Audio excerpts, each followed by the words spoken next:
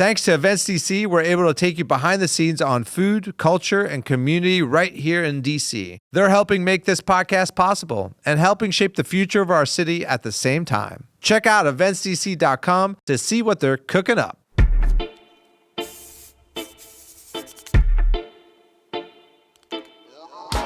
What's up, everybody? Welcome to the In the Weeds podcast, where we dive deep into the craziness of the restaurant industry and so much more. We discuss food, beverage, even food policy issues. Basically, if you love to eat and drink and are curious about this industry, this podcast is for you. I'm your host, Spike Mendelsohn, a recovering celebrity chef, a long-life restaurant rat, from washing dishes in my family's business to cooking at Michelin star restaurants, competing in reality cooking competitions, and serving as an advocate for food policy issues. My life is always in the weeds. We're broadcasting live from the District of Columbia, our nation's capital. On today's episode, we're riding a wave of flavor where Aloha crashes into umami. From the sun-soaked shores of Hawaii to a global culinary empire, over 30 restaurants, our guest is the big kahuna of Hawaiian fusion, the one, the only, pure culinary royalty himself, Chef Roy Yamaguchi. Aloha. Aloha. What an introduction. Listen, I spent all night. This is why I couldn't go out with you last night. I spent all night writing this. Yeah. I stayed up all night, right? Roy, it's great to have you in town, man. It's a pleasure to be here. Yeah. It's funny because, I have a ton of friends in Hawaii. I know a lot of people. Yeah, of course. Obviously, over the years, you've brought me to the festival. We've done so much. Nobody has come to visit me in DC. You are the first Hawaiian person from Hawaii. Awesome. So you're here. I rode the wave all the way here. Rode the wave. Actually, I can barely swim, but you get on the board, you can go for miles, right? You can't. So you never even surfed, huh? No. Well, I tried once. Yeah, but failed miserably. Roy, so tell me, it was so exciting. I mean, we had I want to talk about your background. I want to talk about all the things that have inspired you in the business. But really, I feel like we just came off an amazing event last night. I feel like we have to talk about that first. What are you doing here in DC? Tell us a little bit about the event. I thought it went absolutely, for me, it was a little bit of Aloha on Capitol Hill, which is much needed. You know what? It's at the end of the day, when people from Hawaii, when they travel the world and they're out there, just serving Aloha, it's good for everybody else to, participate and help. So last night, we were there to, of course, send and have our Aloha with, through our food, and to let people know that there's a lot of great things happening in Hawaii, especially in the culinary world. And of course, there's a lot of great things that, do happen in Hawaii. And, there's a lot of ambassadors who have that Aloha spirit that's being sent. So, we want to make sure that that continues to happen. Spreading it. Yeah, right. Spreading it. Yeah, so it was really like Hawaii on the hill. You had a ton of chefs. I was participated Santa Rosa. You had Eric Sebald, Michelin, star. Yes. Who else were you? Had well, we had Isaac Bancacco from Maui. Yeah. So it was just great. Yeah. And of course, the DC kitchen staff was just. Yes. The students were there and just, they were showing their Aloha, and it was just awesome. Yeah, I loved the fact that you guys traveled from Hawaii. You came here, you brought that Aloha spirit, and you really, these students, they were just all smiles yesterday. Yeah. I just saw them so happy. I mean, and for those listening, I mean, we're recording here at DC Central Kitchen, which you guys know, I talk about it all the time, what this organization does. But Roy was able to use some of these students not only to help him prep some of his food here at DC Central, but also to go execute he invited them to come execute the event. So they all got to be on stations with chefs, and it was just a great moment. I went back home and telling my wife, Roy, I was like, there was Aloha in DC tonight, and again, like, it was under the strawberry moon. It's just a beautiful event. So it's great to have you here, man. Yeah. Well, you know what? I missed the strawberry moon. Yes. Yeah. Well, listen, I was focused in right there. Yeah. In the weeds, when you're in the weeds, and you're focused in. You can't see the strawberry moon. So. Listen, Roy was in the weeds. They put him in the back corner. Really bad placement. They put Chef Spike right by stage. Right by the strawberry moon. I was not really doing anything. My team was. Roy was in the weeds the whole evening. But the food was fantastic. We had a couple great bites using some of the ingredients that you guys allowed us. I had my shrimp taco with Kauai shrimp. It's just awesome. Makes a world of difference. Yeah, good stuff. Yeah. Well, Roy, tell me about, I'm so curious. We really know you as the powerhouse you are in the industry, man, right? I first knew about you when I was looking to going into the culinary school, actually. You had just opened a restaurant called Roy's in Tampa, Florida at the time. Do you remember that restaurant? Yes, I do. Yeah. Yeah, it was, and so. You're still a little kid. Yeah, I know. I'm still a little baby to Roy. Opened that many years ago. Listen, you have not aged since then. I don't know what you're doing. You got to use Nivea, man. Nivea. Just kidding. but tell me, I'd love to. What I'm curious about is what got you started as a young kid. Actually, you're from Tokyo originally, right? Well, I was born and raised on a U.S. Army base in Japan. In Japan, okay. Yeah, and so, my father was born and raised on Maui. And, he left home early, and then he joined the Army when he was, younger than 18. So, I think he was about 17 when he joined the U.S. Army as a civil servant. Wow. And ended up in Okinawa. But anyways, he ended up in Japan. So I was born and raised on a U.S. Army base there. So, when I was about 15, I took wood shop or something in high school. Because I went to U.S. Military school. So I took wood shop or something, and I made this. I made a bunch of stuff, and then took electronics, and I made this test tube tester. So you kind of plug it in the wall, and it tells you whether the electronic thing, the test tubes back then, is working or not and stuff, and. The instructor goes, "Hey, Roy, if I would have plugged it in, man, that would have blew me up." So I said, "Really?" He goes, "Yeah." So I said, "Okay, fine. Maybe electronics is not for me." Yeah. But then a friend of mine, who his name is Jesse, and he goes, "Hey, Roy, we should take home ec." And I said, "Home ec?" I said, "What is home ec?" And he goes, "Don't worry about it, man. We're going to meet a lot of chicks." Yeah. So I ended up taking home ec. And I actually invited my school counselor because my brother was a couple years older, and my brother did really well in school, and I was just a kind of a C student. So the school counselor, who I invited, I cooked them a little lunch, and it was kind of a turkey breast or something, and roasted it and made some stuffing and a little gravy. And he goes, "Hey, Roy, you know what? Hey, did you ever think about cooking as a career?" Really? Yeah. Back then? Back then. Yeah. And I said, "Not really." Yeah. But he goes, "Hey, come to my office later on." So make the long story short, I ended up going to his office. And by the time that luncheon happened until, I saw him later on in his office, he had done some research and found out that the Culinary Institute of America had moved from New Haven, Connecticut to Hyde Park, New York. And so this was in the 70s. And then 73, that was in 73. And, the rest is history. I went to CIA. I didn't know that it was in New Haven, actually. Yeah. So because the Culinary Institute was started by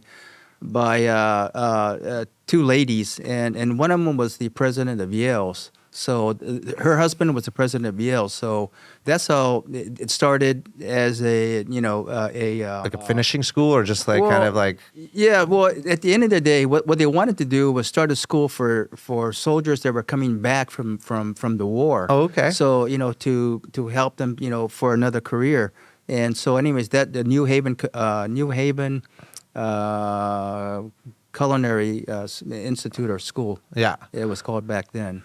What was it like? I mean, I don't want to skip over the fact, so you grew up on a military base in Japan, and went to school on a military school. Yes. Yeah. Yes. And so what was the food culture on a military base? Oh, it was awesome. Back then, what's really interesting back then is that, of course, you're on base, and, you go to the cafeteria, and, for a quarter, or not as quarter was too expensive, for about 10-15 cents, you can eat a cheeseburger and French fries. Yeah. And back then, people were putting I don't know. They put vinegar and stuff like that on French fries. I mean, listen, I'm from Montreal. We put vinegar on French fries still. Okay, yeah. So that's the first time I had when I was growing up like that. Having hamburger and French fries with vinegar and stuff. But that was in the cafeteria. Yeah. And then we used to go into the NCO clubs where you can get SOS. Chip beef, cream chip beef and stuff like that. The soldiers, he would eat stuff like that. But then one day we found this outlet, right on base where all the Japanese workers used to go to. And so we would go in there and eat tonkatsu, or we would go out there and make eat donburi and stuff, which is, rice and eggs and all that stuff on top of, the rice. And, so it was awesome just being able to, on base, have all of these different types of food. Then, of course, you go off base. Yeah. And you go into, the Japanese economy, and then you go there and, you can have, whatever you want. Yeah. I mean, yeah. Well, no, it's interesting that like that on base you would have like a culturally diverse kind of cuisine just because that's what makes up, the people that are living on the base, basically, from all different backgrounds. You get a little taste of everything. I love that. So that was like when you were, how old were you then? Like, on base? I mean, since I was born and raised in Japan, on a U.S. Army base, I just through middle school, high school, everything. Everything. Yeah. So you you never really worked at a restaurant before you went to culinary school. So yes, or you did, no, at home. At home. You were my dad was, hey, go make that. No, just kidding. No, my dad loved to cook. Yeah. And because my dad had this thing, he just was, as a kid for him also. So getting back to my grandparents. My grandfather again was he was born and raised in Japan. Yeah. And he left Japan in the early 1900s, and he ended up on Maui, and he ended up working on the plantation. But in the early 40s, my grandfather, because he's just a self-made man, and he just loved to do a lot of work with his hands. Yeah. So working on the plantation, then he would also ended up making. Is that like the sugarcane plantation? Yeah. The one that's closed in Maui. Like, well, I'm not sure exactly which one. Which one? Okay, but okay. So he loved working with his hands. So in the early 40s, he opened up a restaurant, and he had a lot of kids. So he ended up with 11 kids, but he loved cooking and stuff, and my father had helped him in the kitchen. Yeah. So my father didn't really know. It was kind of interesting because no one really knows anything about anybody, even their own family. Makes sense. Talk to my aunts and uncles. They don't. My aunties and stuff. You know all your brothers and sisters though. Yeah, I think somewhat, kind of. Yeah. Still getting introduced to a couple. Yeah. Just kidding. But anyways, it's all good stuff. Yeah. But I have a similar thing in my background, just to let you know. We're aligned there a little bit. So yes.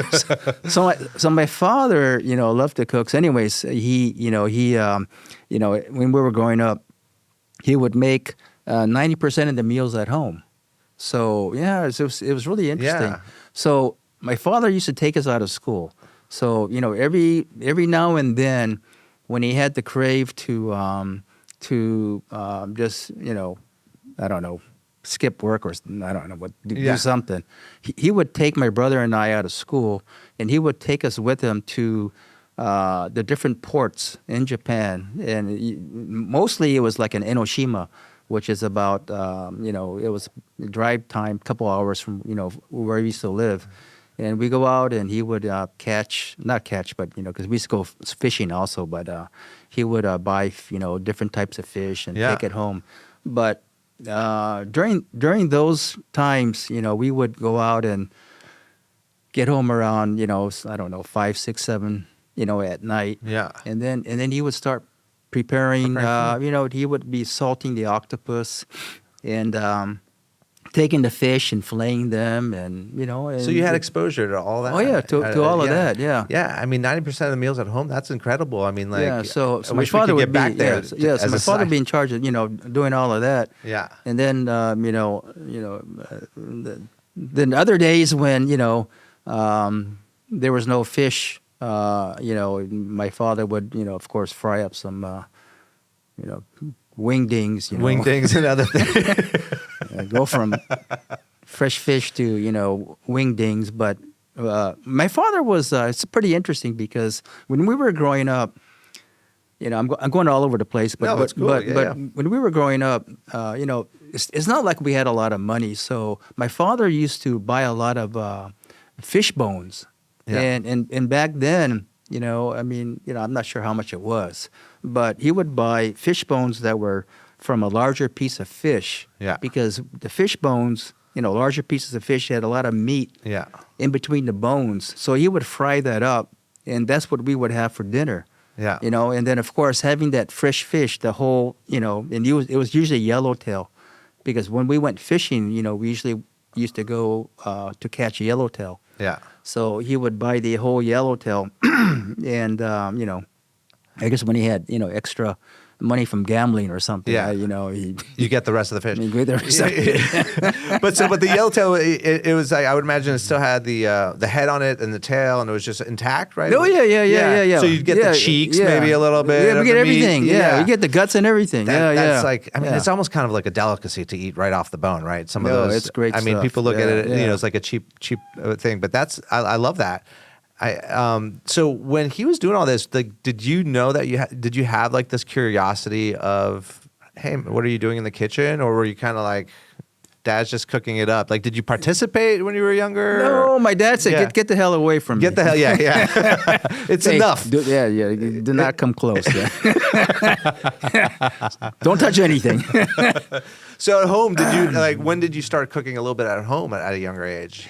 No, you know what? So, I was very fortunate because, I used to watch my dad cook and stuff. So, by watching my father cook and stuff, I kind of had interest, also to go in the kitchen. So back then, I used to go in the kitchen and grab, pots and pans and stuff. And I used to fry pepperoni. That was my to-go. Yeah. Yeah. I get the the pepperoni, Yeah. and I would slice it. Yeah. And that was our meal. I mean, so Fried pepperoni. Fry the pepperoni, Yeah. and then eat it with a bowl of rice. So back then, rice was still expensive, I guess. But Yeah. for every 2 bowls of rice, I would eat maybe 4 or 5 pieces of fried pepperoni. Fried pepperoni on top of it. And that was our meal. Yeah. Yeah. It makes sense to me. But it was great. It is. I mean, it's fatty. It's oily with rice. It's I mean, perfect. that. Yeah. I Yeah, mean, I yeah. have Chinese. One of my favorite things is sticky rice with Chinese sausage. And like some, scallions and garlic. So that sounds delicious. Yeah, it was awesome. I'm gonna do Yeah. a pizza with fried pepperoni now. You just inspired me. Now it's gonna be called Roy's Pizza on We the Pizza. So tell me, Roy. So you're moving. You're someone. Well, first of all, let's get back to the home ec thing. Did you score any chicks? Like, did it? No, it didn't happen. No. Yeah, I scored a little. It's too bad they don't offer that anymore. Little turkey with gravy. That's what I Yeah. scored. Yeah. And so, who decided to send you to culinary school? How'd that conversation go? Yeah, so so what had happened was, so the school counselor, he goes, "Hey Roy, I think you have a knack for cooking." Yeah. He goes, there's that culinary school, just moved from New Haven, CIA in Hyde Park. So I said, great, and he had all the information. So he goes, Roy, all you have to do is get some references. Yeah. So I went in. I went to my science teacher, massaged his back. I said, he goes, "Hey, who are you? I never seen you in my class before." No, shit, man, this is Roy Yamaguchi. Yeah, I mean, sorry, I was, wasn't around much in the class, but, listen. Listen, I'll cook you some meals. You just got to get me sent to culinary school. He goes, but I need a recommendation letter. So I got 3 recommendation letters, and I applied for the Culinary Institute of America. Yeah. From Tokyo. So I applied, and But your dad was cool with this.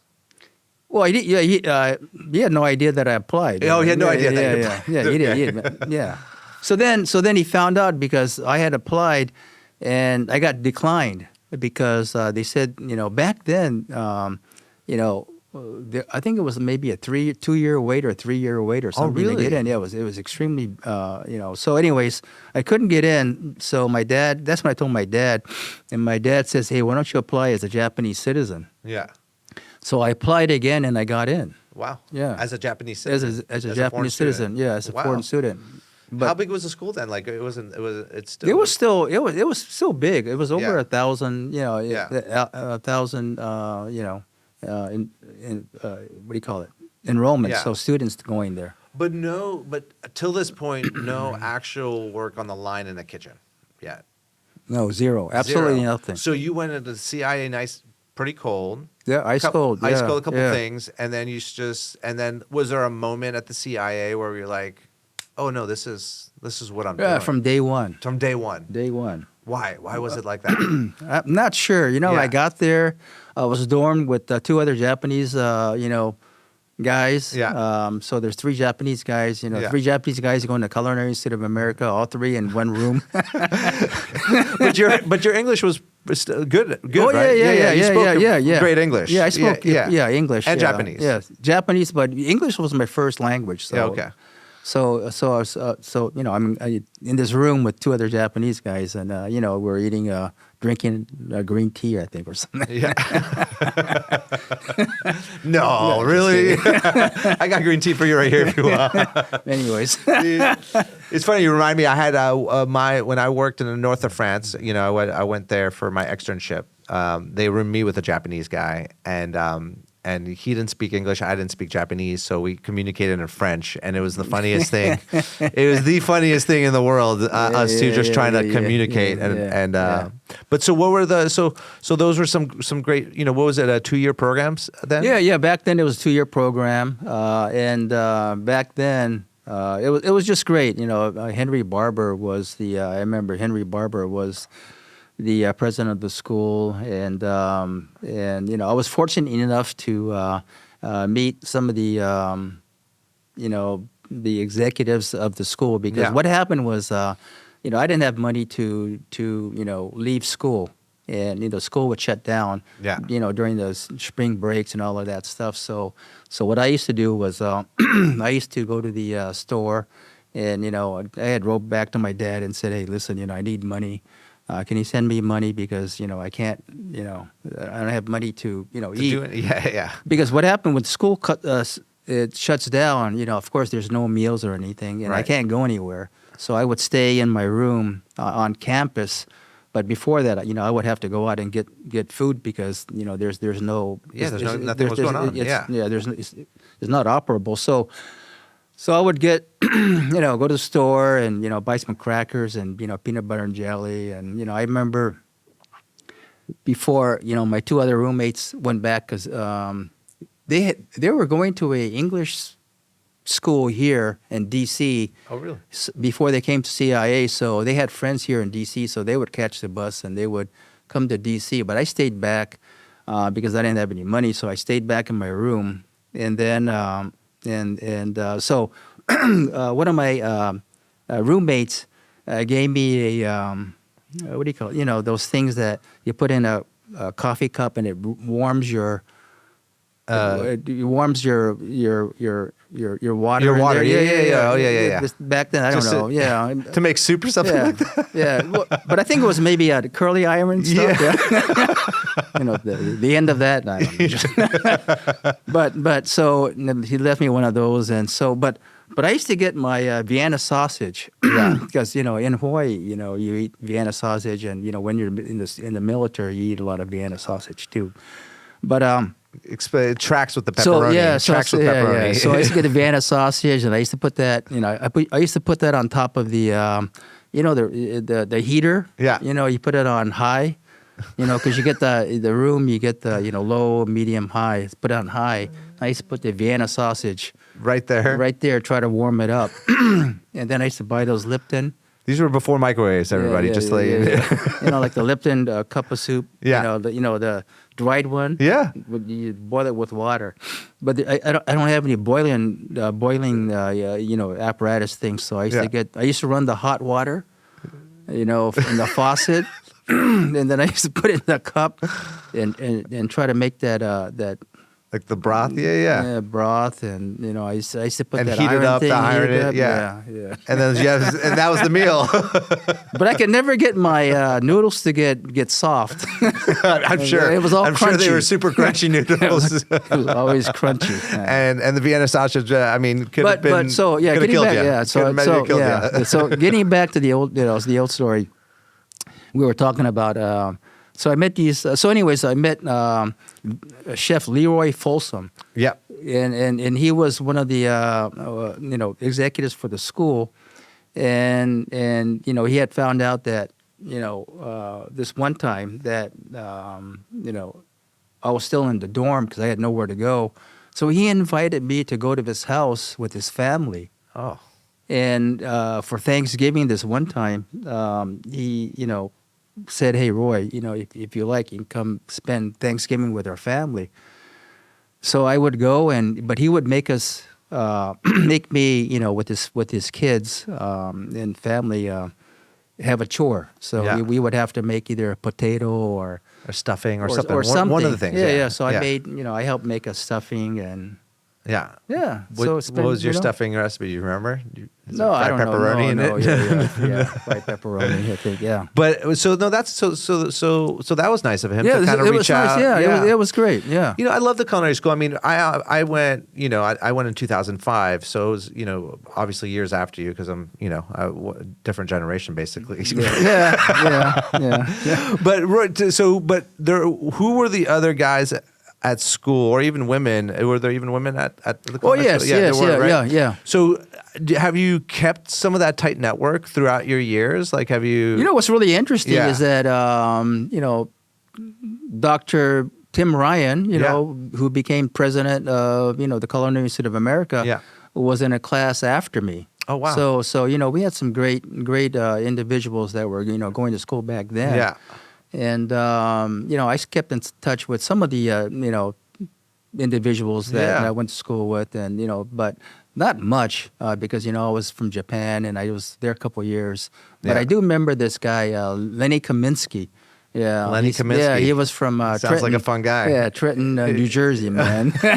Sounds like a fun guy. I want to hear a Lenny story. Tell me. No, but we had fun. And his father lived. No, his grandfather had lived. I don't know, about 15 minutes away from the culinary. Yeah. And we would from time to time go to his grandfather's house, and I just remember this one time. We went. He goes, "Hey, let's go visit my my grandfather." I said, or my grandpa. I said, "Yeah, good. Let's go." So we go there, and we go to his front porch, and all I remember is that he's making wine or something, and it's just bubbling out of this thing, And then we go in, and he gets carrots or something from the backyard somewhere, and then we're drinking this wine that's, I don't know, it's kind of bubbling and fermenting or something. It's still fermenting wine, fermenting. not even, And then, gnawing on this carrot. Hey, there was fun, man. Yeah. So, all right. So, culinary school, I'm sure, was a blast. I mean, it was, you get to learn you get to learn a little bit about everything there. Was that you learned about all the cuisines, kind of? Yeah, you know what? It was really good stuff because they had some, back then, when I first starting out, in the culinary world, I didn't really know much. My father used to make beef teriyaki and chicken teriyaki. Yeah. And so, we had teriyaki sauce and, in our refrigerator forever. And then, he would fry the fish and, do all the wingding stuff. And, I didn't really go to the markets or anything. Mm-hmm. So I go to the culinary school, And I start seeing all these different things, which I had no idea what they were. Yeah. Like I've never seen a beet in my life. Yeah. Never seen a bean in your life at that time. The beets. Oh, beets. Like Yeah, beets. Yeah. I didn't know there were like, I know there was in Japan you have an onion, and that's, I saw, like a, onion, but I never seen any like a red onion, or Yeah. I never saw, a potato. Yeah. Yeah. So it's just a ton of ingredients that you're Yeah, starting to yeah. get Never introduced yellow to. squash Yeah. or zucchini. I never Yeah. seen any of that. Yeah. Even though there were, those in Japan, I just was never You weren't out exposed. there. Yeah. Yeah, I was never exposed to any of those things. And then one day, I started. Well, anyways, I'm kind of going all over, but I ended up working for a restaurant when I was going to school because I couldn't afford it. While you were at school. Yeah, Okay. yeah. Because I didn't, because my In Po-Town or Hyde Park or New Paltz or actually Rhinebeck? it was in Kingston. Oh, Kingston, Well, okay. the family lived in Kingston, but the actual restaurant was in New Paltz. Oh, okay. It was in New Paltz, and so anyways, I went to go work for this family, and so one day they had taken me out for lunch. Yeah. And I think it was Mother's Day or something. So, 'cause this family that I work for, the Perry family, and they took me for lunch, and we went out. And this is like my, my first year in school, right? Yeah. And we go out for lunch, and, I got this menu in front of me. I'm looking at the menu. I don't know what, I'm just looking at it going like, I'm not sure what it is. And I say this thing, and it's artichoke. So I ordered, this artichoke. And then Mrs. Perry goes, Roy, you know what an artichoke is? It's So not I much- says, much. yeah, of course I know what an artichoke is. So this thing comes, right? So this thing comes, and I'm looking at it. I'm going like, damn, what the hell is this? Yeah, it's probably like, it looks like an alien if you haven't seen an artichoke for the very first time. You're like, what is it? Yeah, I'm looking at it going, what is this thing, right? So I started to eat it, right? So I picked the leaves, go pluck it. First I didn't know what to do with it, but I just kind of went like that. And I put the leaf in my mouth, The whole thing. the whole thing. So I'm chewing it. I'm going, damn, man, this thing is kind of hard to. It's not. It's still tough. It's not breaking down. It's just kind of tough and chewy. So I put one in my mouth. I'm chewing it. I didn't know what to do with it. So I'm just trying to chew it, and and then she goes, "Do you like it?" So I said, "Yeah, Yeah, of it's course. good." So I grabbed another piece, put the other one in my mouth, and then like I got two leaves. I'm trying to crunch up. Oh my gosh. It's not moving anywhere. So she goes, Roy, you're not. Let me eat the artichoke, because you're not supposed to eat it like that. So but anyways, she told me how to eat an artichoke, and Yeah, well, you gotta tell people, tell listeners. So it's basically you're just sucking a little bit of the bottom meat out of each leaf, right? Yeah. But I didn't know that. I just. And was it butter? I know you didn't know. You just stuck the whole thing in your mouth. Yeah. It is. Was it butter or what It was is it? mayonnaise. Mayonnaise, right? Like Yeah. mayonnaise they do with because it was cold. Yeah. So like steamed and chilled. Yeah, chilled and steamed. Big artichoke. Yeah, big artichoke. I mean, if you know how to eat them, they're pretty delicious. Oh, they're great. Yeah. I love it now. That's a fantastic story. So, all right. So tell me so you graduate culinary school, right?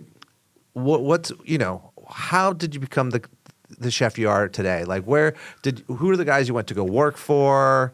Or was it even kind of like that? Or what? So I was very fortunate that Chef Leroy Folsom, CIA, and I also ended up meeting Chef Joseph Amendola, who was a great baker, and he was part of the executive team for CIA back then, and they were kind of like my mentors from that period, and they just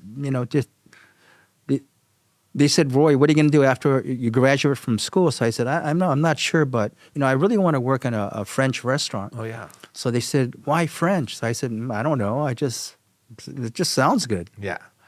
Make the long story short, I moved to Los Angeles, and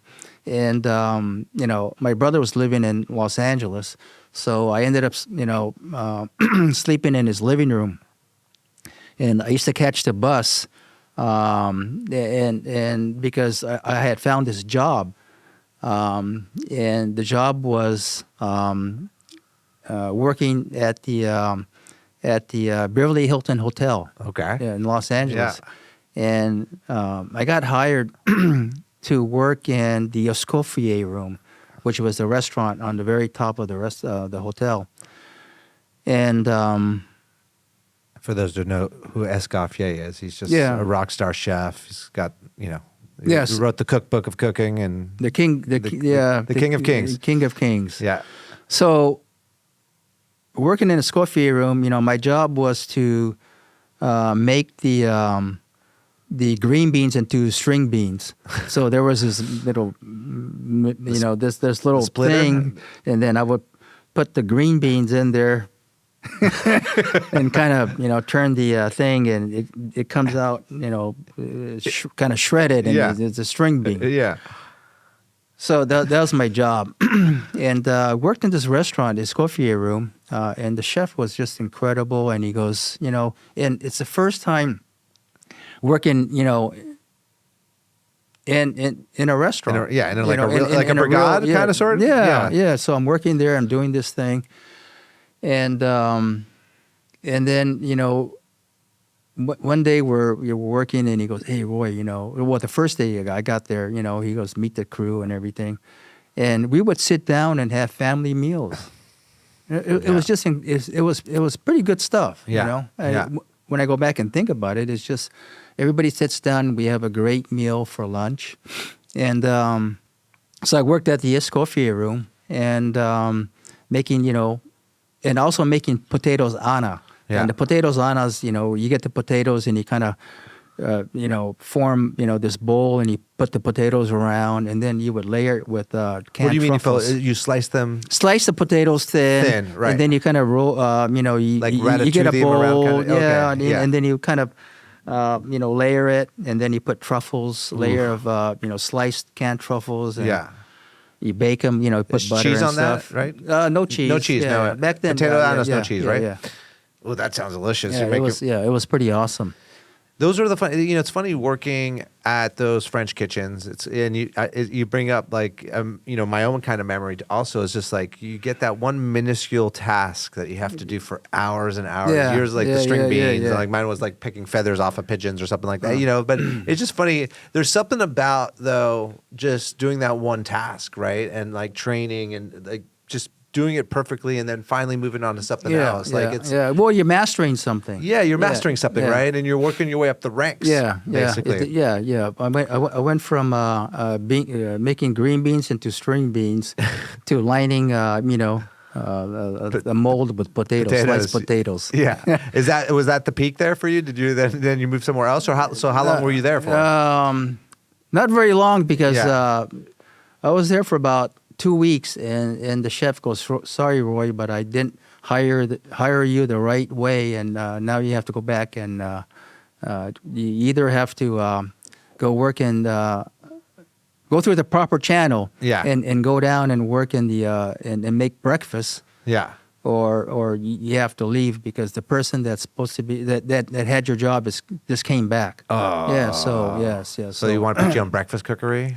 Breakfast cookery. So breakfast cookery's tough. Yeah. So I just said, not sure I want to do that. But make the long story short, at the same time, I had 2 jobs. So my other job was working at the Los Angeles Country Club. Yeah. Because I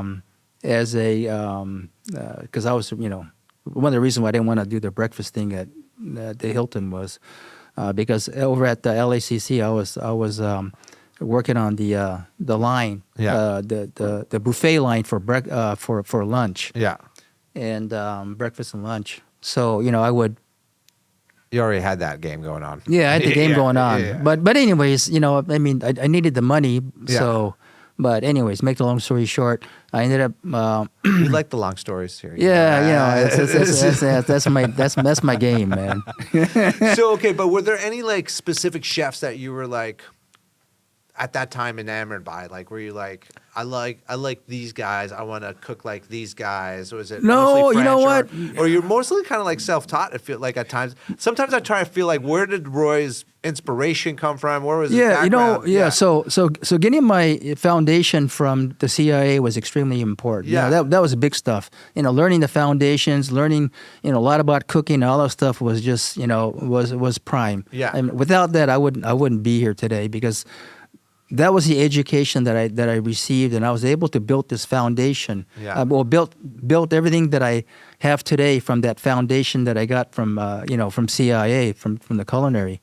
But I worked in country club again, French, and I had worked in a Scandinavian restaurant. Yeah. And then I ended up working in this restaurant, L'Ermitage. Yeah. And back then, the chef was Michel Blanchet. Oh yeah. And the owner was Jean Bertenu. And all French guys, by the way.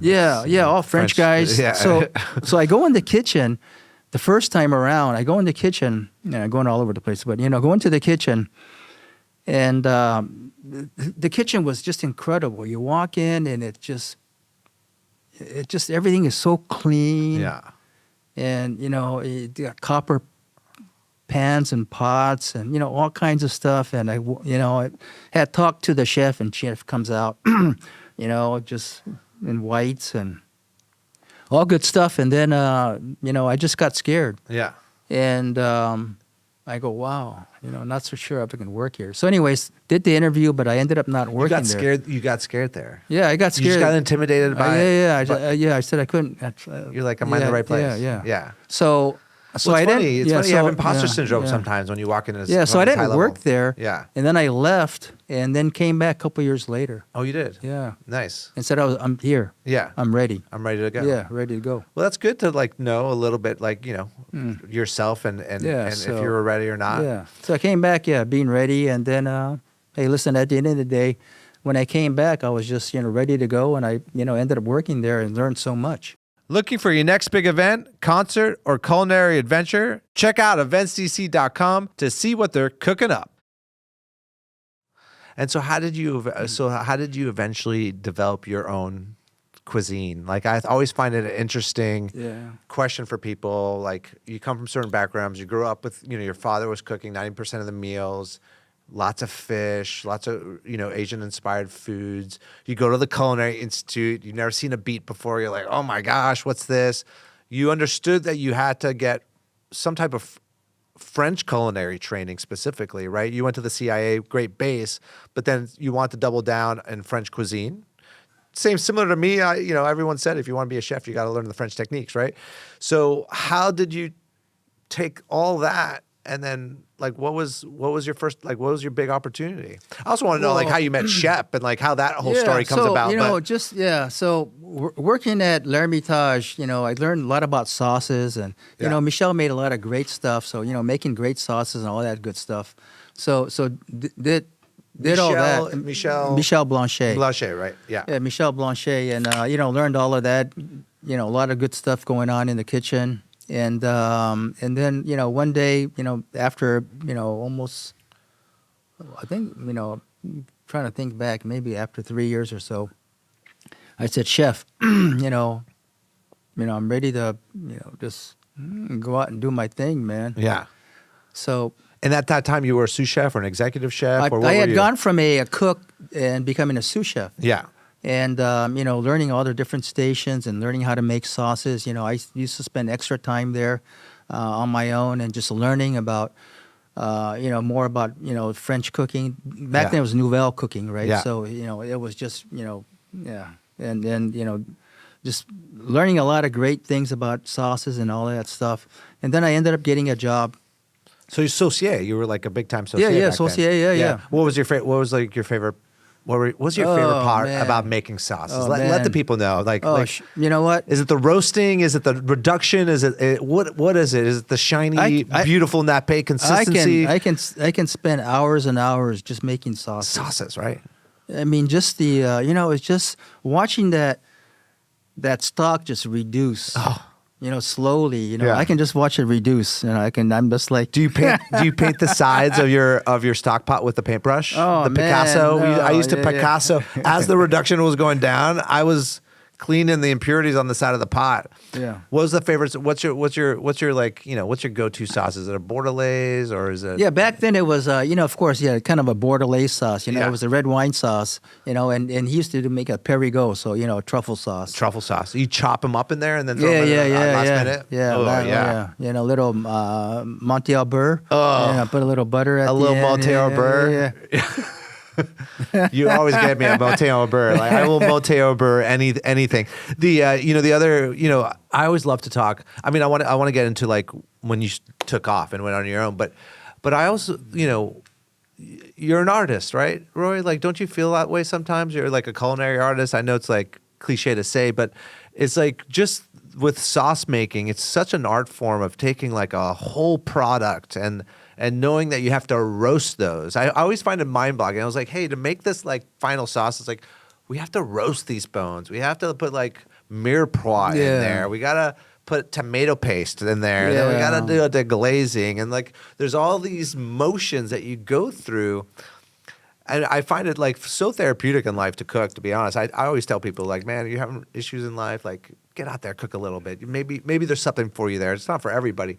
But there's these rhythms in cooking that I just find that's what I'm addicted to. Yeah, you know what? It's unfortunate because today I don't see a lot of people making sauces like we used to make sauces. Yeah. And I make it a point that at our restaurants we make sauces every day. Yeah. And we do roast the bones. Get veal bones, beef bones, roast them off.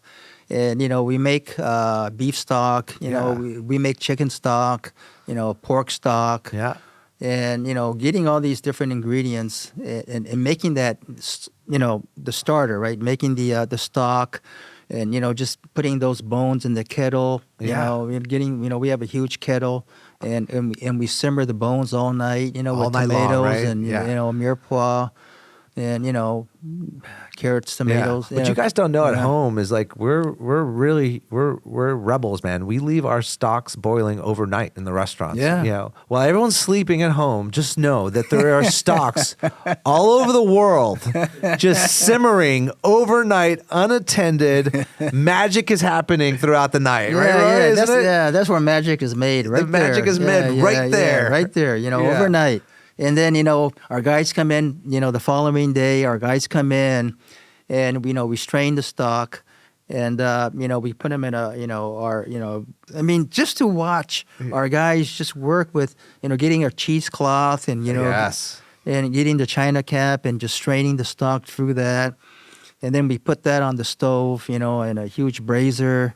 Yes. And, we watch that thing reduce. Yes. From gallons and gallons and gallons of stock down to a quart, just, strong, concentrated demi is just, it's gold. There's also that tell you. moment, tell him, Roy, there's that moment where you're staring at that stock reducing, and then within seconds, it's transformed into, it smiles at you, right? Yeah, it just starts yeah, to shine. yeah, You know what I'm yeah, talking about, yeah, that little glisten, Yeah, and you're yeah. like, oh, Yeah. it's there. It has arrived. And by the way, chinoise and cheesecloth, those are all methods of straining stuff. So after you make all these stocks, you do very fine straining to get that beautiful consistency. But so Roy, how'd you become a rock star, man? You're sitting here, you're telling him, I'm ready to go out into the world. Who gave you your first opportunity? I ended up working in this small little restaurant, part of a motel. And and that's where I really kind of started to do my own thing. Yeah. So that's where I did my first. I would make beurre blanc, the white butter sauce, the French white butter sauce, and with the shallots, reducing the shallots with wine and white wine and vinegar and concentrating that flavor and putting a little heavy cream and then some unsalted butter and kind of salted and Little Bermonte. Yeah, a little Bermonte again. Oh, geez. But so I would make it's like my own creations. Yeah. And so I made this sauce with seaweed. So I got the Japanese seaweed, the one you can bring it back to life by adding water and let it sit, and and then you chop it up like wakame. Yeah. And you slice it up, dice it up, whatever you want to do. But I used to put it in a cream sauce. So reduce the cream with that with shallots and white wine. And then after that's reduced, I put the wakame beurre blanc. With the beurre blanc Yeah. in there. And I used to get cabbage, a Napa cabbage, chopped scallops, and mix it with sea urchin, with uni. And I used to wrap the cabbage, put all that stuff in the middle, wrap it with the cabbage, and I used to steam that. And then I would put chopped that scallops, uni together inside the cabbage. inside the cabbage, Steamed cabbage, and boom. and then I would finish it off with the wakame sauce. I would cook it in the wakame sauce, and then serve it as an appetizer. Oh my gosh, that sounds absolutely delicious. Is that dish still around? No, You gotta bring it back. Let's bring that dish back. Yeah. How do we bring that dish back? So you started messing around. You started fusing some French techniques, French cuisine, with some of your background. it Yes. sounds like. Yeah. And so so you were working at this club, but then what was the moment that you got to do completely your own thing, I guess? Well, yeah, right there. Right there, okay. Yeah, So yeah, you were yeah. carte Yeah, blanche. yeah. Well, carte blanche. You were owner of the restaurant? Or No, you were a chef? no. Okay, I was the chef. Yeah, Okay, yeah, chef of the restaurant, Yeah. executive chef. And then, so what, did you get some accolades, some good write-ups there? Is that when you started building the brand up a little bit? That's when I first, actually, that's when back then, you remember, Gourmet Magazine would do stories on. Yeah, of course. So that's when I got my first kind of write-up. By Gourmet Magazine. Who was the writer? Do you remember the editors? Yeah, I was thinking about it right now. Yeah. I know who it is. I forget the name though. We'll get it. But so you got a write up, and that must have been how did that feel for the very first time? Felt good. Yeah.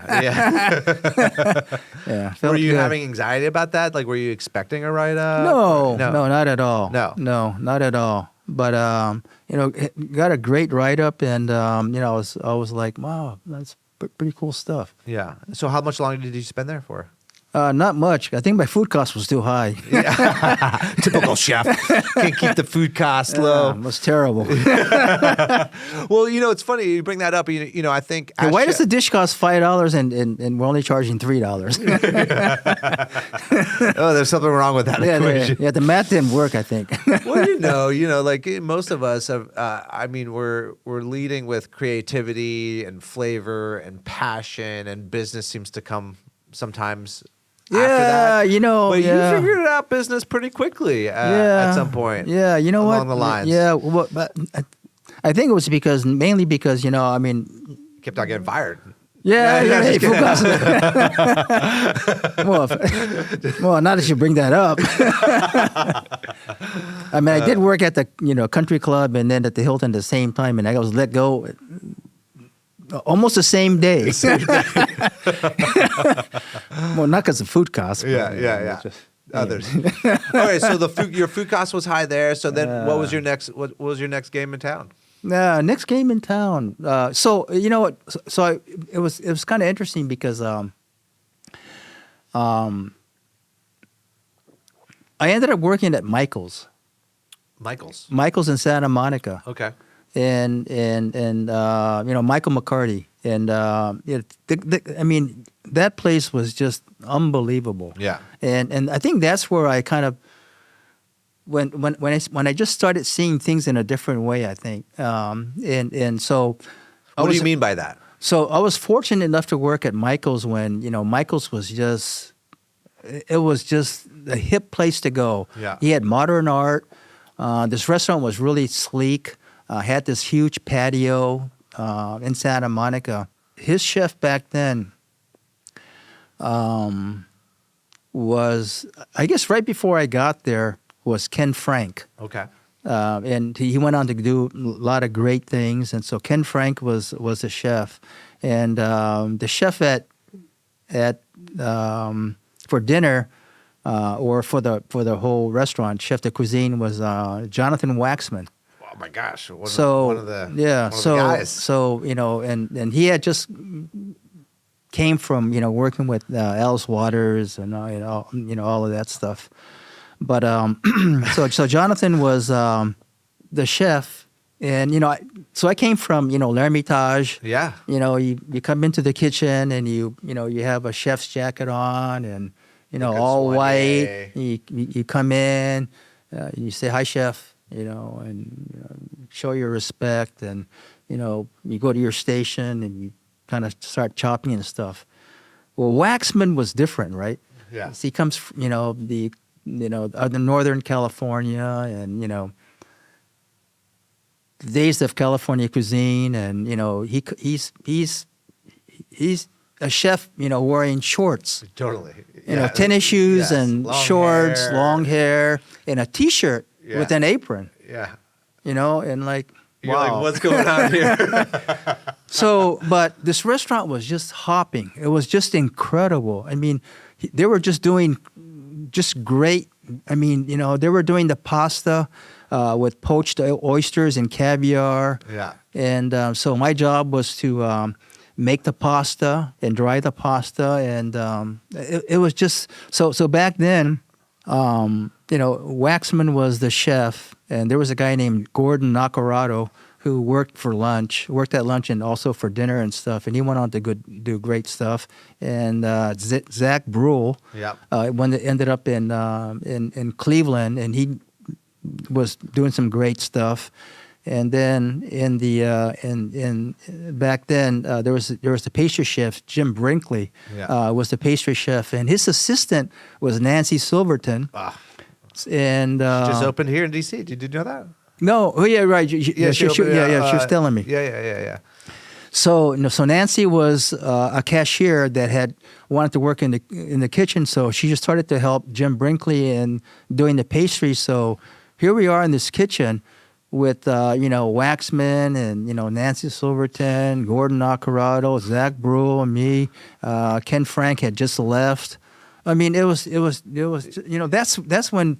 That's the time, right? That's there. the time, yeah. It was just good stuff. And so you were with Waxman, which, by the way, I just was at his restaurant in New York, Barbudo, which is delicious. Yeah, I saw him in Hawaii. I always see him in Maui for some reason. It's so funny. I just saw him about a month and a half ago. He's doing stuff over there now, I think. Like he's working with a farm or something. Yeah, I'm not sure, but yeah. He's out there. But it makes sense that he's been part of the Hawaii Food and Wine Festival for years, right? Oh yeah, he's my boss. Yeah, of course. Yeah. He's still my boss. He's still bossing you around. Yeah. Hey Roy, what are you doing? Matter of fact, come chop this. Yeah. What were some of the things you picked up from Waxman's kitchen for working for him? A lot of reductions. Yeah. Back then, it was just. Like vegetable, like carrot reduction, we're talking about. So at L'Ermitage back then, we were reducing the sauces, but we used to thicken it with arrowroot. Yeah. And make it glossy. And then we put the sauce over the meat and all that stuff.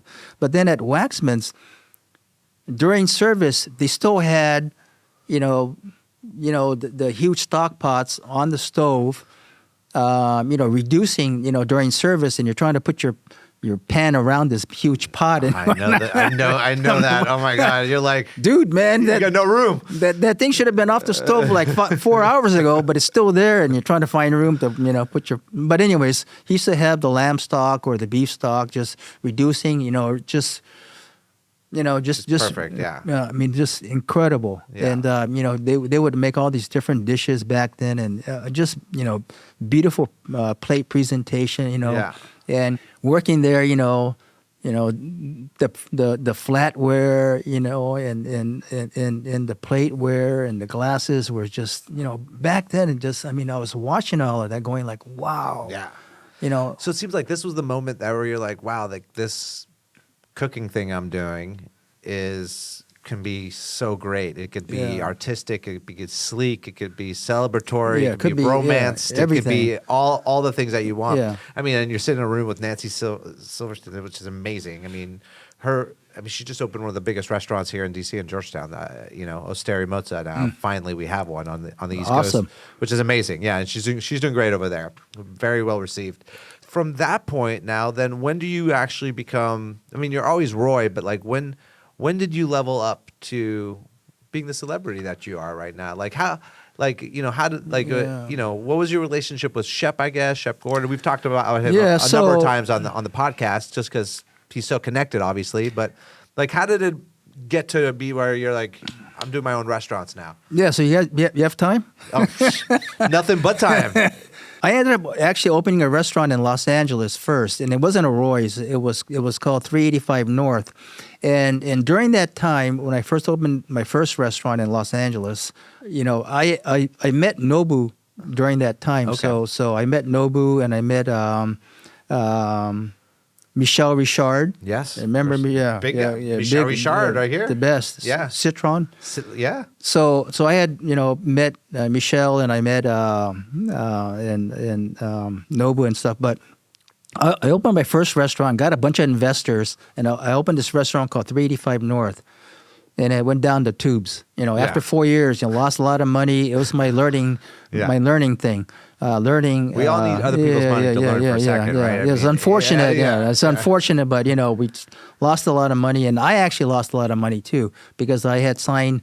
Personal guarantee. Whatever you do in life, never sign a personal guarantee. No. By the way, listen to this statement here. Whatever you do in the restaurant world, do not ever sign personal guarantees. It will be the bane of your existence. You will go down in flames. You will regret it. Yes. That is exactly what it is. It's happened to all of us a little bit, but yeah. So I signed a personal guarantee. So I was on the hook for, back then, this was 1980, 86, 87. I was on the hook for about almost $100,000, and I was only 20 something years, 20. Yeah. Well, my late 20s. What was 385 West? So 385 North. North, sorry. Yeah, 385 North was the address. 385 North, La Cienega. Oh, okay, I got it. So it was my first restaurant. Got a bunch of investors, and I did my own type of cooking. Yeah. The French and Japanese.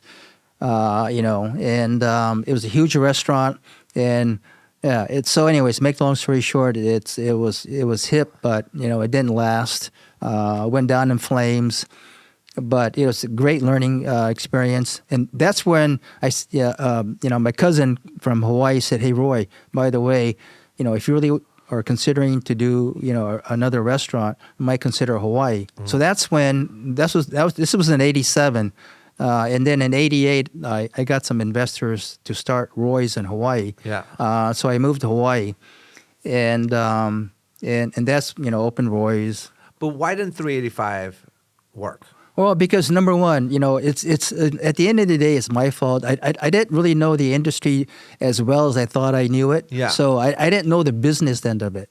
I knew how to cook, and people loved the food, but I didn't know the business side of it. So that was our detriment. Yeah. That's what made me go down in flames, is not knowing Just the business. Managing the labor and the food costs and labor, purveyors, food costs, rent's too high. And it's too big of a place, and financially it just didn't work. Yeah. And I didn't figure that out until until it's too late. Until it's too late. Yeah. So learning from that experience, I said to myself, I'm never going to go through this again. So that was my school. Yeah. My second school.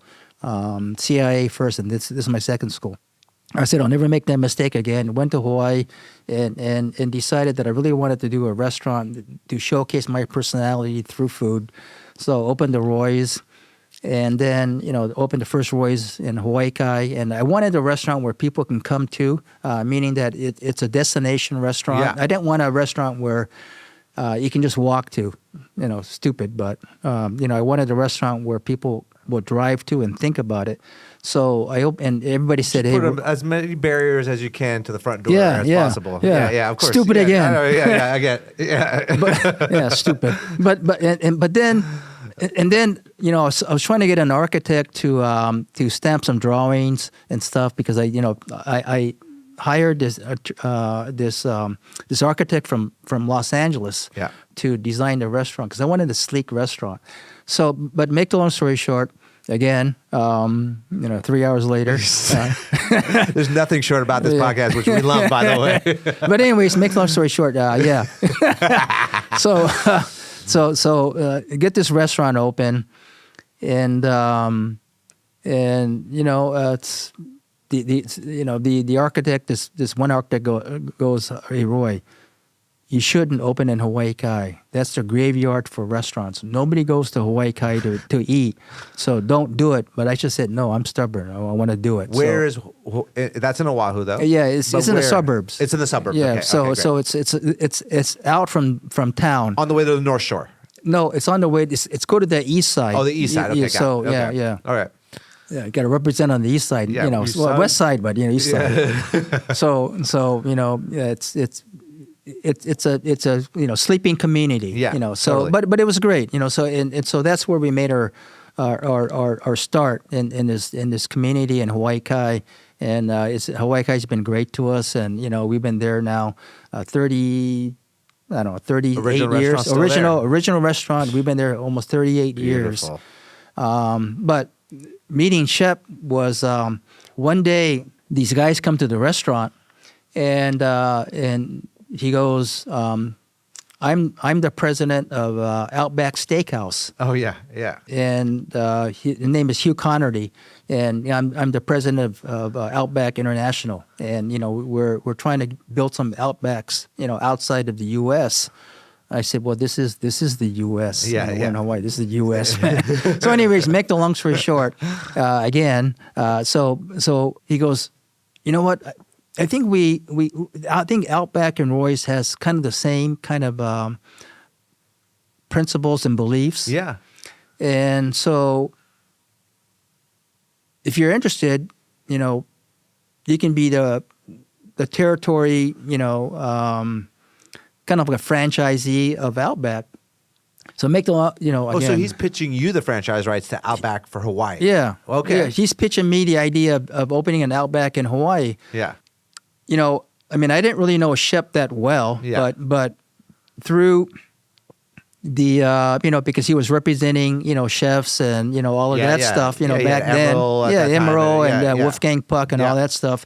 And I had that I've known him, not in business sense, but I known what he does. Yeah. And so I went to Shep and I said, hey, listen, Shep, I have this opportunity. I says, if you like, we can be partners. Yeah. And why don't we do an Outback? He goes, great. Yeah. So we became partners, and we opened the first Outback Steakhouse. I can't believe I didn't know this story. So he goes, I'll get some of my investors, and we'll we can do this restaurant. So I said, so Shep and I were general partners. Yeah. And we got a bunch of minority partners, and we opened the first Outback Steakhouse with the intent of opening more in Hawaii. And we opened the first one, and it was just gangbusters. Yeah. And we were building our second one, and Outback goes, hey, you guys are doing too well, so we want to buy you back. Oh, really? Yeah. So we sold it back to the back first to one. Outback. You sold it back. The first and the second one, because we were building it. So we sold them back, and Shep and I remained friends. Yeah. And later on, Shep calls me back, and he goes, hey, this is years and years and years and years later. He goes, hey, Roy, there's an opportunity to do a restaurant in on Maui, over at the Wailea Beach Hotel. Yeah. So he goes, if you're interested, they're interested. So I said, okay, great. So Shep and I are partners in the Humble Market Kitchen. Oh yeah, Humble Market. Which Yeah. I was just there with my wife just a few months ago. We had a great meal there with Chef. Yeah, well, yeah. So now we have Big B. So Oh, that's right. So, Big yeah, B. yeah. Big B. So yeah. But tell me, so I guess didn't Outback come back into your life though? Like, didn't they have something to do with the So expanding later of on, Roy's, or no? So later on, what I did was I made we did a joint venture partnership. Yeah. So Outback Steakhouse, the public company, and our company in Hawaii, we did a 50-50 joint venture. Yeah. And we went to the mainland. So, we started in San Francisco and we built 22 restaurants. Yeah. Roy's. Roy's. Yeah. We built 22 Roy's on the mainland.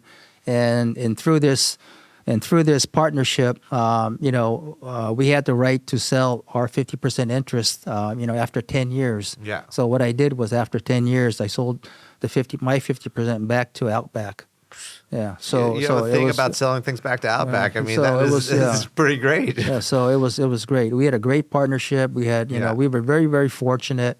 And I've been fortunate in my life to have been able to do a lot of different things. Yeah. And, what's interesting is that it's all about learning on the job. Yeah. Basically, I learned everything on the job. Well, I always, I was winging it. I mean, I winged.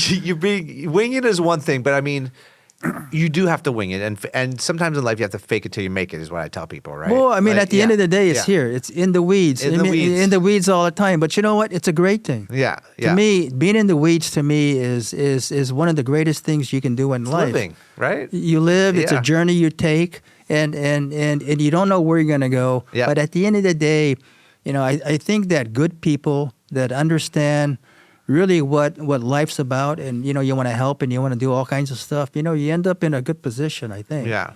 Well, let's take that for a second, because you did, when I was in Hawaii a few years back on your festivals, I had asked you, how are the restaurants going or whatever, and you had told me you had made arrangements to sell basically your steak, but something but you did something for the employees. Can you expand? Can you explain that to people, because I think this is a model that restaurateurs should follow, and I hope takes trend. And you were one of the first to do it. The guy from Patagonia just did something similar. But tell us a little bit how it works for the restaurant industry. Yeah. So one day, we had a venture capital firm come out and say, "Hey, Roy, we're really interested in buying your Hawaii operation." This is after I sold my 22 back to Outback. Yeah.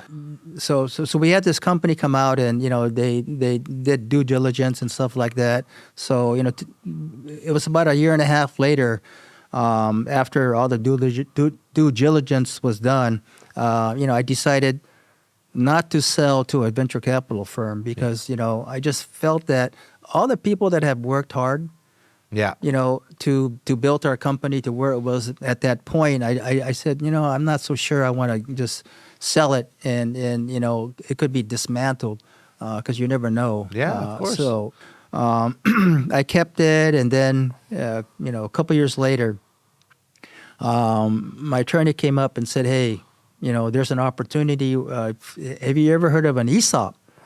Employee stock ownership plan. So I said, no, I never heard of an ESOP. To make it short, ESOP. Yeah, ESOP, okay, yeah. ESOP.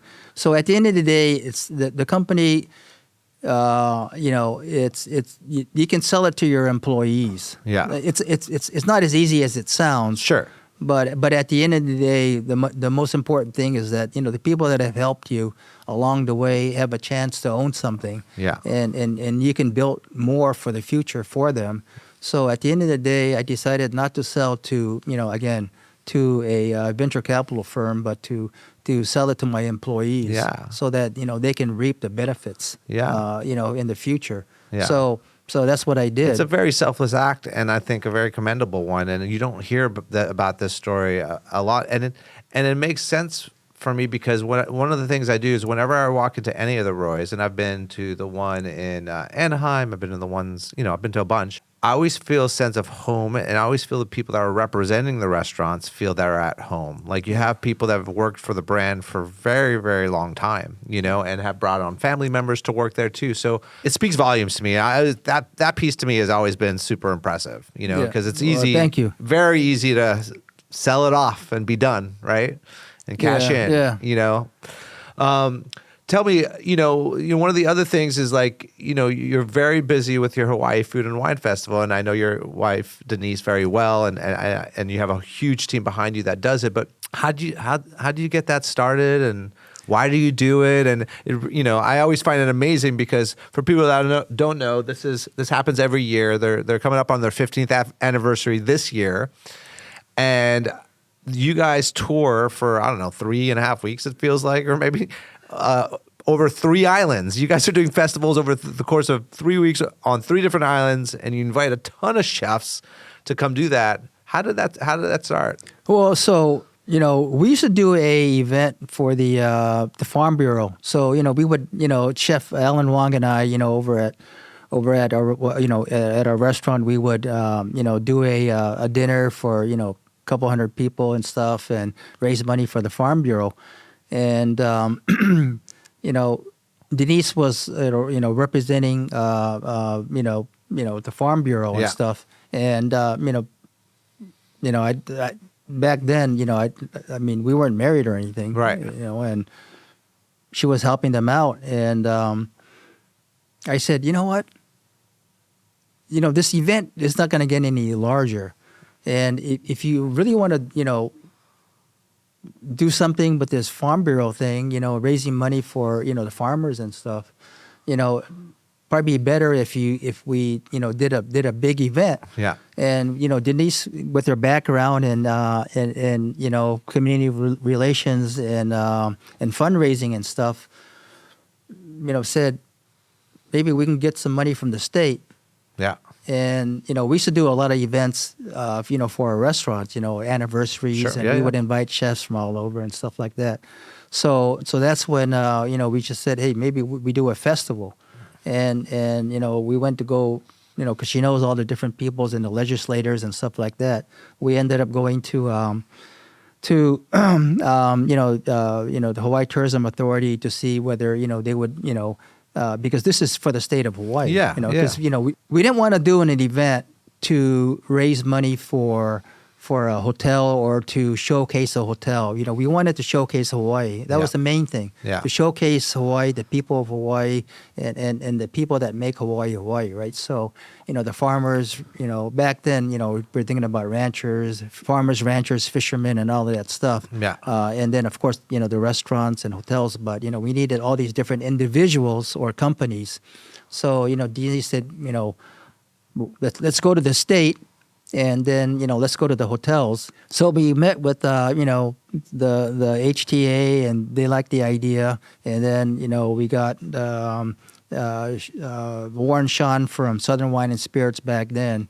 Now it's Southern Wine Glaciers. But, we got Southern Wine and Spirits back then to come in and be our sponsors. And, so we got the hotel. Then we got first the HTA, then we got the wines, and then we got, of course, all the different chefs to participate, hotels, and airlines. So that's how it kind of started. She went out and did all of that recruiting, and got everybody involved, and basically it's one team. We want to make sure it's one team. We all work towards the same goal, and that's to showcase Hawaii. Yeah. And as Chef Alan Wong says, put the spotlight on Hawaii. Yeah. And that's what we wanted to do.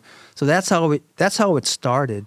And today, 15 years later, with 150 or so, chefs, chefs, mixologists, winemakers, they all come to Hawaii. We have events on 3 different islands, and Maui, Big Island, and Oahu, and now there's a new Chef Alan Wong golf tournament on the Big Island. Oh, really? Yeah. Okay. You gotta get me to that one. I'll swing some clubs. I will swing some clubs. So and of course, it's all about raising money and giving back money to the community. Yeah. And it's again, the hotels, restaurants, chefs, farmers, fishermen, ranchers, they all participate. And, we want to showcase all the great things Hawaii has to offer to the world. Yeah.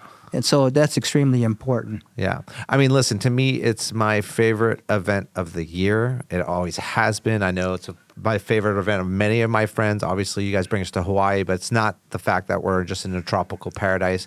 It's that the event is flawless and that you guys do a great job. You support the chefs, you support the farmers, you support the community. And it's all about, it's all about giving back, and it's all about, we want chefs who come and visit us to be ambassadors of Hawaii, to learn the culture of Hawaii. Yeah. And then at the same time, we get the culinary schools involved. Yeah. So, what's extremely important is for for the students that are going to school to rub shoulders with great chefs and of course mixologists and everybody else, but for them to be inspired to be the next leaders of of culinary in Hawaii and of course wherever they go.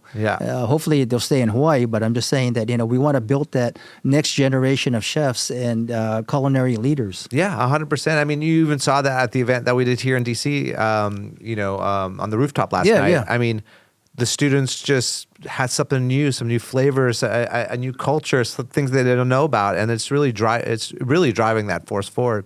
I remember I did a Ed Kenny, a good friend, right, good friend of yours. Yeah. You guys hooked us up. We did we did some type of event where we went to go visit like an oyster, the oyster beds over there. Oh yes, over in Kualoa. Kualoa, and then we went shrimping a little bit. Yeah. And I'll never forget. I mean, Ed was teasing me the entire time. He's like, "Oh, you don't know how to fish. You don't know how to do any of this." But what he didn't know is that I actually fished a lot when I was younger, and I know how to throw a net.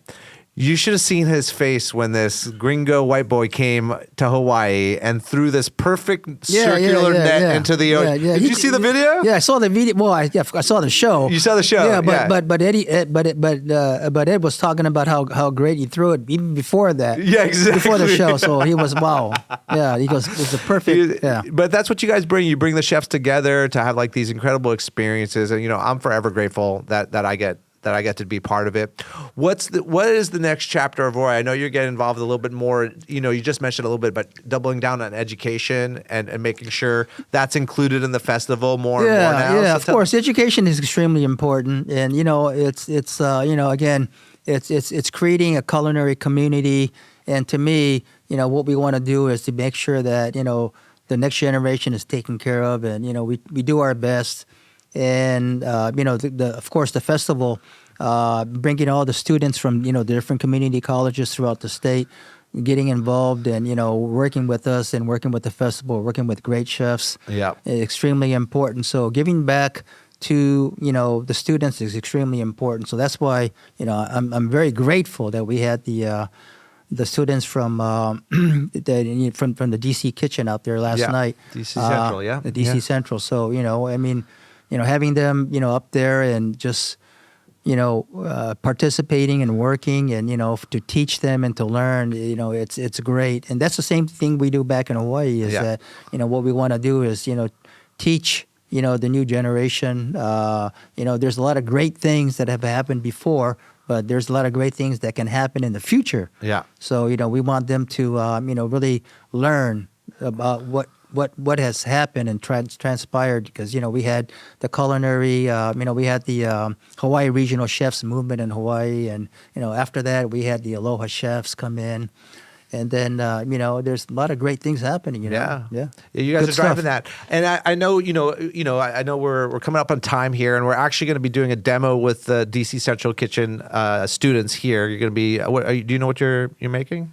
I don't even know what you're making. Is it some type of poke, maybe? I don't know. What did you tell me? It's a surprise. No, yeah, of course we're making poke. It's a surprise. It's a mystery basket. No, we're going to make some poke because because it's easy to make, and I'm sure some of these students maybe not had raw fish before. Totally. Yeah. So you're going to introduce them to that. I'm going to force them. Yeah. Force them. I love them. We're going to make it. But just a couple more things. So one, do you have any funny chef stories? I know you guys have a great relationship. You guys run this restaurant. Any crazy? Everyone always has a chef story. Do you have any that come to mind about interactions? Well, I mean, every time I see him, it's all crazy. But I love Shep, and I've been very, very fortunate that I've done 2 restaurants with them, and they both have been extremely successful. Yeah. And when we did Outback the first time, it was pretty unbelievable. Yeah. It's and Shep goes, "Hey, that's a great memory, man." Yeah. But it was kind of funny because when we did that, I just said, "Okay, Shep, why don't we, we'll be, general partners, we'll be the partners together." And he goes, "Yeah, okay." And then we ended up with, like Sharon Stone, Michael Douglas, totally, and and the list, list goes on. The list goes on, and probably they were our partners. Celebrity visited Outback steakhouse in Yeah. ever and, probably. and those are all of our partners in that one restaurant. And I still I still have the all the documents everybody signed when we opened that restaurant. Yeah. And all the duplicate of the checks they signed. I love that. Yeah, it's a memorabilia. It's a memorabilia of all these stars. We had a bunch of great investors, and it was great. It was awesome. Roy, what was your because I know it happens to everybody. What was your one moment, because you have so many accolades. I don't even want to read them. It's disgusting. It's like there's so many. James Beard, this, that. It's amazing. What was your one moment where you're like, I made it? Like you're like shoulder to shoulder with whoever it is. I don't know. Like, what was the one moment where you're like, wow? Yeah, well, you know what? I mean, hey, listen, at the end of the day, the James Beard, of course, is, everybody, that's pretty awesome to be able to get to get the James Beard Award. But now you're running away from awards. Now you're just like the quiet life. You're like, quiet.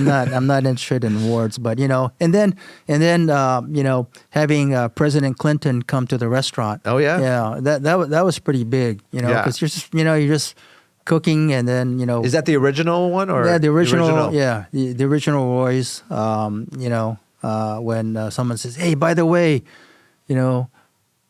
President Clinton." Wants to come out and check you guys out or something, I said. Always an honor. I said, yeah, that's BS. We get that in D.C. all the time now, Yeah, so we said, hey, that's BS. Who knows? But anyways, so he ended up coming, and I thought that was pretty cool. Yeah. Yeah.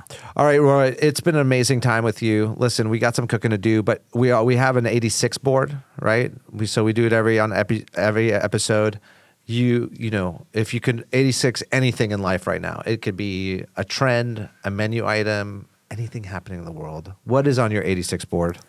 Oh, I don't know. I think to me it's pretty interesting, because I think that everything contributes to everything, and I think that sometimes you don't want things to end, or you want to throw things out, but you know what? That thing comes around like a boomerang and becomes some of the best things in life. Yeah. Like I said many years ago, I said I'm not gonna wear that blue jeans that I didn't wash for I don't know if when you were a kid. Don't wash your blue jeans. Put it in the freezer. Yeah. Well, not in freezer. You you just don't wash it. You just wear it every day, and it becomes kind of slick. It looks kind of slick. Yeah.